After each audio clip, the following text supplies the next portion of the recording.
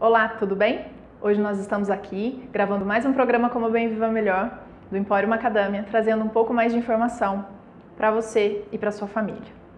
Estamos recebendo a doutora Maíra Guimarães aqui com um tema fantástico, proposto por ela, mas que a pessoa que vos fala adorou, porque é um assunto que espero que ajude muito vocês, porque vai me ajudar. Eu estou sofrendo disso neste momento.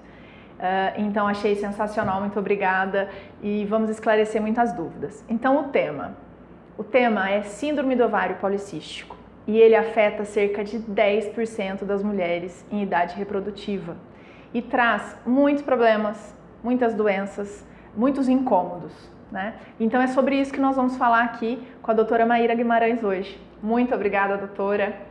Espero poder ajudar muito vocês com as informações que você vai trazer pra gente. Primeiro, muito obrigada pelo convite. Eu acho que essa parceria vai ser muito legal, tem muito assunto, muito interessante para você e para a população. Vai ajudar muito, tem muita dica legal. Doutora Maíra, em primeiro lugar, qual é a definição de ovário policístico? Muito legal você ter perguntado isso, porque tem diferença entre a síndrome do ovário policístico e o ovário policístico. A pessoa ter múltiplos cistos no ovário não necessariamente está ligado à síndrome. A síndrome é o conjunto de sinais e sintomas relacionados a múltiplos cistos no ovário. Você pode apresentar múltiplos cistos no ovário e não necessariamente desenvolver esses sinais e sintomas que classificam a síndrome. Quando a mulher deve suspeitar, existem alguns sinais de alerta para que ela possa procurar suporte médico? Primeira coisa que tem que suspeitar é irregularidade menstrual. Como você disse lá no comecinho, ela pode acontecer durante toda a idade reprodutiva da mulher. Então, pode começar lá na adolescência e até a menopausa. Então, a paciente que começa com uma irregularidade menstrual ou então uma dificuldade para emagrecer, tem que procurar um médico para poder investigar. Como é feito o diagnóstico? Existem vários subtipos da síndrome do ovário policístico. Então, o diagnóstico é feito basicamente pela investigação da presença de múltiplos cistos no ovário, através do ultrassom, de preferência ultrassom transvaginal, a alteração hormonal, que é feita através da dosagem desses hormônios no sangue, e o exame físico. E aí o diagnóstico definitivo vai depender de cada subtipo. A forma clássica da síndrome do ovário policístico vem com uma irregularidade menstrual, a alteração no ultrassom transvaginal, com os ovários policísticos, normalmente mais que 12 microcistos, e a alteração no exame de sangue, a alteração hormonal. Mas eles podem variar tanto nos exames laboratoriais quanto na intensidade dessas alterações. Aí vai ser um diagnóstico individual. Doutora Maíra, a gente sabe que o ganho de peso e o aparecimento de acne são os sintomas que mais incomodam as mulheres que sofrem de síndrome do ovário policístico. Quais os outros sintomas que também podem ocorrer? A principal alteração que faz as mulheres procurarem o consultório médico, de fato, é o ganho de peso causado pela resistência insulínica. E a resistência insulínica, ela gera mais um monte de complicação. Esse ganho de peso, ele acontece principalmente na região abdominal, então faz gerar uma obesidade central, que é a que a mulher menos gosta, né? Que mais incomoda as mulheres. E aí pode acontecer também um sinal bem característico, que é a acantose, que é o aparecimento de algumas manchinhas escuras nas dobrinhas, principalmente aqui na região da nuca. Pode fazer também, como consequência, aparecer diabetes tipo 2. Pode fazer também ter uma dificuldade de perda de peso. Além disso, tem outras alterações hormonais. Pode acontecer em alguns subtipos o aumento das características sexuais masculinas. Toda mulher tem produção de hormônio masculino, só que em alguns casos esses hormônios estão um pouquinho aumentados. E aí as características também vão aumentar. Pode fazer aumentar um pouquinho de pelo no bigode, aqui embaixo, que é muito incômodo, que a gente chama de hirsutismo. Pode ter a alopécia, que é a queda de cabelo, que também é muito comum.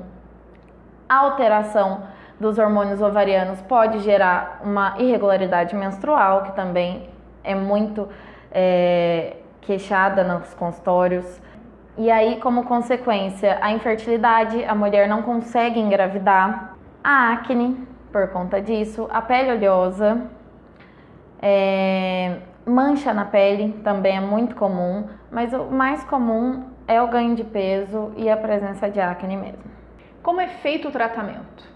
O tratamento, como tem vários subtipos da síndrome do ovário policístico, ele é individualizado. Vai depender de qual subtipo a paciente se classifica e qual é a intensidade dos sintomas que ela apresenta. Mas todos os pacientes é recomendado uma reeducação alimentar, uma melhora na qualidade de vida, porque a grande maioria deles apresentam resistência insulínica.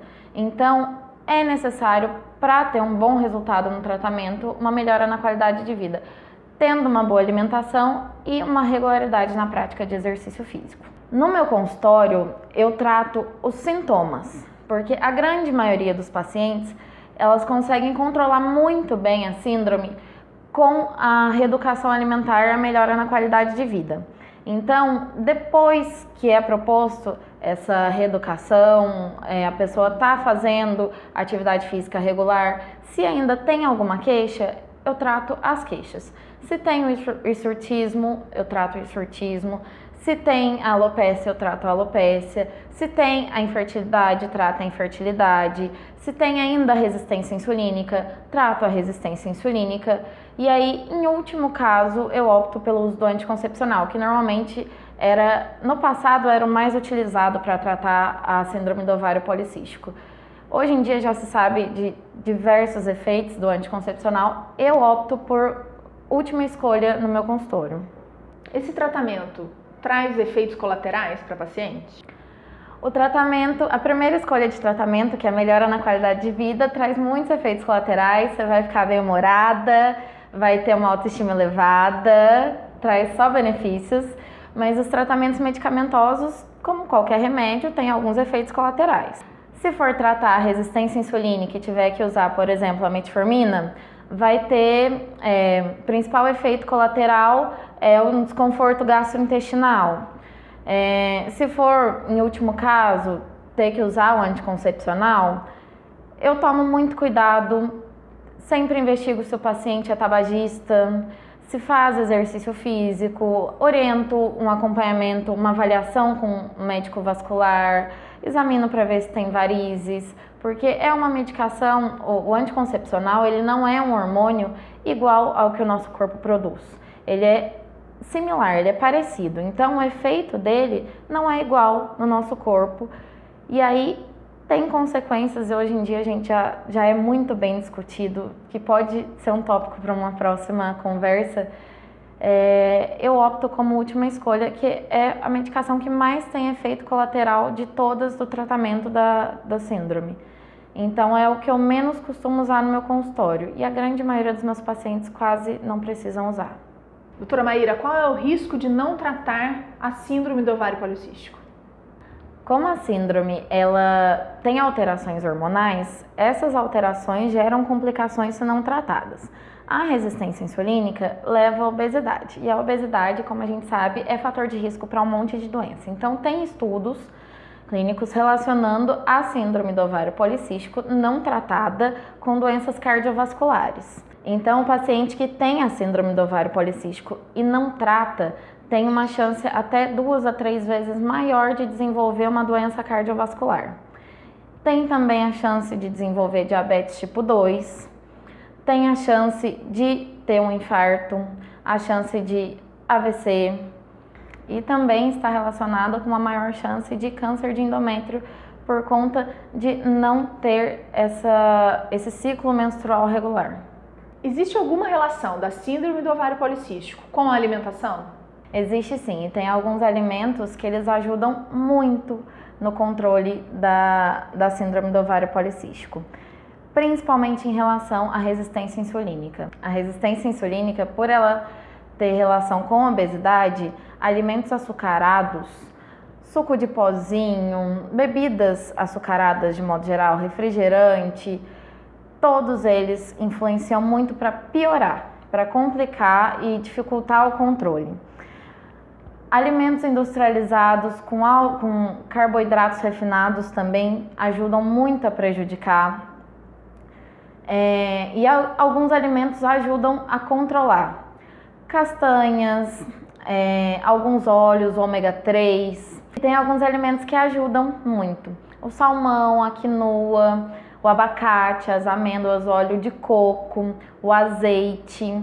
Então, o ideal é fazer um acompanhamento com um especialista para você saber a quantidade de cada um e evitar os alimentos açucarados e carboidratos refinados. Minha última pergunta é: a gente sabe que prevenir é sempre melhor do que remediar, que é sempre melhor fazer um tratamento preventivo do que tratar um sintoma que já está lá instalado. Só que isso ainda é uma coisa nova e o brasileiro está mais acostumado a tratar um problema existente do que fazer essa prevenção. Então eu gostaria de te perguntar, qual é a periodicidade ideal para a mulher consultar seu médico, fazer seus exames e fazer esse acompanhamento para continuar saudável por muito tempo? Se a paciente é uma paciente saudável, que não tem nenhuma patologia prévia, uma vez ao ano é o suficiente. Agora, se ela já tem alguma doença, já é hipertensa ou diabética, ou então se ela já é obesa, tem um sobrepeso, o ideal é que faça um acompanhamento de 6 em 6 meses. Doutora Maíra, muitíssimo obrigada. Me ajudou muito essas informações e eu tenho certeza que vai ajudar muita gente que está assistindo também. Se você gostou do tema, curtiu esse vídeo, curte aqui nossa página, compartilhe essa informação para ajudar mais pessoas. Nós vamos deixar aqui também os contatos da doutora Maíra. Doutora, aproveita, pega a agenda, já garante a minha consulta, porque vou ter que vir com exames para ela poder investigar um pouquinho mais. Até mais, tchau, tchau, obrigada. Doutora... Oh, difícil, gente. Tem hora que enrola. Você vai ver, você vai sofrer. Não, eu tô sofrendo. Olá, doutora... Nossa, que olá, pessoal! Se liga, meu! Oh. Doutora Maíra, muitíssimo obrigada. Você me ajudou muito. Eu tenho certeza que vai ajudar muita gente que está assistindo a gente. Se você gostou do vídeo, curta aqui, compartilhe, ajuda a gente a... Ai, que droga! Como é feito... A síndrome é a relação de...